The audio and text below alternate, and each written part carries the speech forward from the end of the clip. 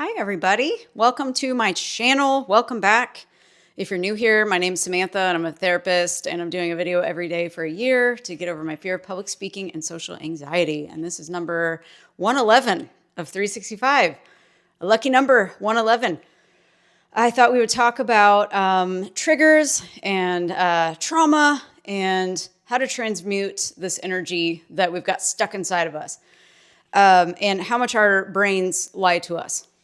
So I want you to look at your brain as a computer that's been programmed, and it's been programmed with a bunch of lies.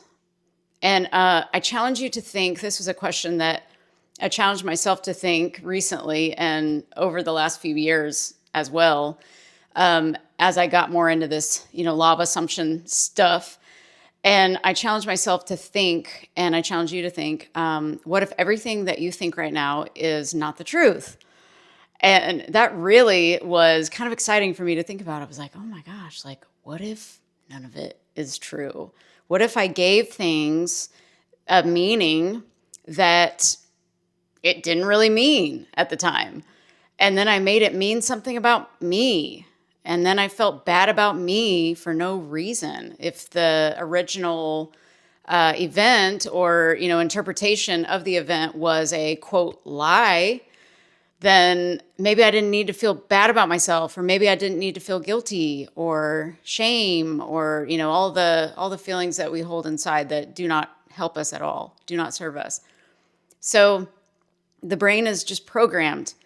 It's programmed from when we're babies in the womb, even. We're like our mothers, if they were stressed during pregnancy, we kind of took that energy on.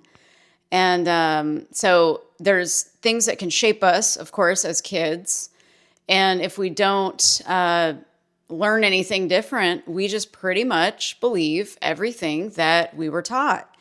And so if we were told no a lot or shamed for, showing emotion, like if we were crying, maybe a parent said, go cry in your room and, or I'll give you something to cry about, something like that. Just, that just sticks with you as a kid, and you make it mean that maybe I don't matter or I'm unimportant, my feelings don't matter. And then you just have this ache that kind of carries along with you in life.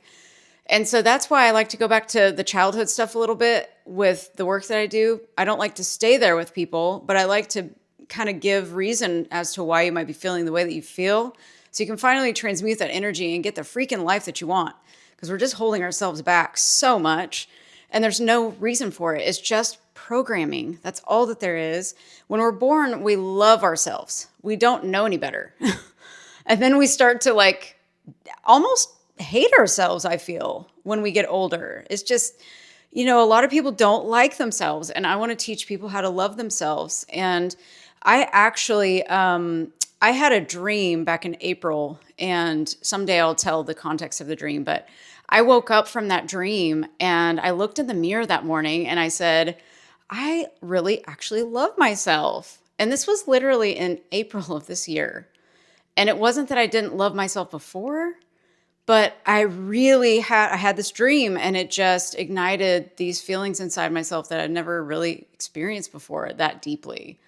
And so now that I know what that feels like and how much peace I've been cultivating for months and the years before that even, that's my mission, is to just help people learn to love themselves and create this internal peace and stability.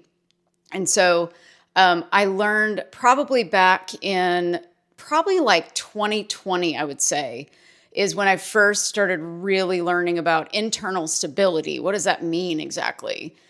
We don't learn these things in social work school, really. When you're a therapist, you're just kind of thrown out there to the wolves, and they're like, yeah, just give them this worksheet and do this. And you find out real quick that, your clients aren't going to want worksheets.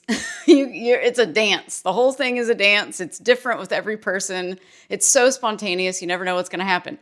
And that's kind of how life is, of course, And so, or it doesn't have to be that way. If we're consciously creating things, we have to remember that too. We have to be conscious and aware of where our thoughts are, where our emotions are. We have this internal guidance system that is our feelings and emotions. And it's just guiding us and showing us, okay, this is where I'm at right now. And this is going to guide me. We don't need to stay there in the feeling or the emotion, but it's just there to guide. And so I think a long time ago when we're kids that we do have that guidance system. And I think we do have that innate ability to really know what's right and what's wrong, but then we get programmed differently and we kind of believe other people other than ourselves. And so we carry that on again into adult life. And so it's almost like when we're told that we can consciously create our lives with intention, we don't really believe it, I think, because we're kind of living by default programming, which is the programming that we received as kids. And we just perpetuated it because we thought our thoughts so much that they just became a belief system. And so we're programmed from so young that we don't even realize what's happening in the background. So I want you to think about that. I call it the inner gangster. That inner gangster is in there, or that inner critic, or the little monkey jumping around that has no boundaries. You gotta have boundaries for that monkey because he's gonna run around, or that hamster on the wheel, whatever you want to call it, the clown. Don't get distracted by the clown in your head. It's like you gotta be aware of what's running the show in the background. There's like this crazy thing running the show, and it's only programming. All you have to do is shift your focus. That's it. Shift your consciousness to something else. And so that internal guidance system, if you want to keep it as simple as possible, it's, do I feel good or do I feel bad? That's it.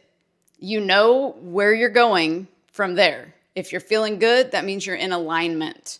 Alignment means you're on your path, you're feeling your passion, you're feeling your love, you're feeling your peace, and you're not trying to force or control something to happen. But when you're out of alignment, you're feeling bad. And so that might be when you're wanting and desiring things so badly that it hurts, you're in scarcity at that point. And so we want to be in abundance versus scarcity, because they both have a frequency that they vibrate at. And so you're basically, your body and your energy is basically sending a signal out, and it's saying, give this to me. And so if it's a not so good feeling, you're probably going to get more of that. And you can kind of look at your life at patterns and kind of see, well, I wonder where my thoughts were, to kind of have that show up in my life. And it's not about blaming. It's not about taking blame or feeling guilty about anything. It's about data. Look at it as data. I am creating my own data so that I can therefore use this data to create another experiment to see what else happens next. And then I'm going to gather data from that. And then I'm going to do another experiment. And then pretty soon, all of your little experiments turn into this big amount of data. And you're like, okay, I see patterns now. So now I can shift myself this way because I know what I want now because I've had contrast and I've created data. And so every bit of contrast, which would be something that maybe isn't desirable, like the exact thing that you're wanting to happen, or it could be the opposite of what you're wanting. That's contrast. So it's going to give you more data. It's just there to show you that, okay, we're out of alignment. So just think about alignment and in terms of alignment, like how am I doing? And look at it on two ends of the stick, good or bad feeling. How do I feel today? You don't have to get too detailed with that. Just keep it simple. I'm all about keeping it simple because there's so much information out there that is so confusing. And so that's why I didn't start YouTube too early either, because I was like, I got to make sure I kind of know what I'm talking about a little bit, because I was confusing myself with so much information. And then I just determined what I thought was the simplest, easiest ways to understand this stuff. And so, and it just came down to, do I feel good? Do I feel bad? Am I in alignment or am I not in alignment? Am I thinking from a victim scarcity mentality, or am I thinking from a victor mentality and abundance? And you get to decide which one you're in. And so you have to be very aware of your thoughts and your feelings after you have that thought, or the feeling you have before you have the thought. You just got to be aware of you. There's no one to change but self, as Neville Goddard states. and has when he was alive. And when you realize that there's nothing left to do but just stabilize your state inside yourself, your internal world, get it going really, really smoothly, like take out all the weeds. Like a garden, you're going to till the garden. You're going to pull out all the weeds. You're going to plant some seeds. I don't know what order you do that in. I think you just till it. I don't know. I can't remember. My family used to garden. I can't remember how that works. But anyway, you plant the seeds, you water them every day, and you get to decide, how do I want to water myself every day? What do I want to do to create self-love and create peace inside myself? Because it's only you that's going to be able to do that. Nobody's going to come save you. Nobody's going to come do anything for you. You got to do it yourself, and you can. All you have to do is generate that feeling from inside using your imagination. Act like you already have what it is that you want to have. If you're living your life saying, God, I got to have this. I'm desiring this thing and I don't have it and I feel terrible because I don't have it. That is like force. That's scarcity. That's control. And that's misalignment. And if you want to really, really feel good, you got to stabilize from inside first. That is getting your nervous system in check, which is just like making sure you're breathing properly. That's like number one. Just if you do nothing else, make sure you're breathing properly, because your brain isn't getting enough oxygen. And so therefore you can become more nervous, more anxious, and then your thoughts aren't going to align because your body is focusing on getting back into balance again. And so it's overcompensating for your non-breathing, basically. So just shift your breathing. I like to do breathe in for 4 seconds, hold it for a second, take another big deep breath in, fill your lungs all the way up, hold it for another second, and then slowly let go for 8 seconds. Do a big exhale and do that about 20 times. And you will notice a very quick shift inside yourself. And while you're doing it, say, okay, this is me. I'm stabilizing my nervous system right now. I am calming myself. I am breathing in peace. I'm inhaling this peaceful feeling right now. And I'm going to exhale all the doubt and all the scarcity. And I'm breathing in abundance. And I'm going to exhale the doubt and the scarcity. However you want to say that to yourself. And then that will immediately make you feel so much better than you were feeling. And also notice, this is so cool to think this way.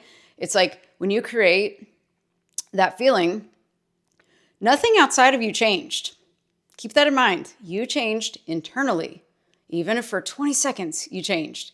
If you can just stabilize in that feeling for a minute, then the next day 2 minutes, and the next day 3 minutes, or 20 seconds even, 30 seconds, 40 seconds, however you can do it. Just time it if you have to and be like, okay, I'm gonna practice stabilizing for 40 seconds. And today it's gonna be 45 seconds, whatever. That's all you have to do to prove to yourself that you can change even when nothing external changed whatsoever. And that is power right there. That is power. So if you practice just that, you don't need me for anything else. That's really all you need. Just practice it and it'll show you that it's just one little small thing you can do. And those small things turn into big things, just like looking in the mirror every day and saying, I love you to yourself. Big shifts will happen when you start doing that. Just check it out. Try it. It's pretty dang amazing. So I so recommend it, because especially if you're not told I love you by someone every day, like we all deserve to be told I love you every day. So you should definitely try it just to see how it feels. I totally recommend it. So yeah, I'll let you guys go. If you like this, please like and share with somebody if you know somebody that might benefit from this. And please subscribe and pass me along to somebody who might want to subscribe as well. So thank you for all your support and for watching, and I will see you tomorrow. Bye.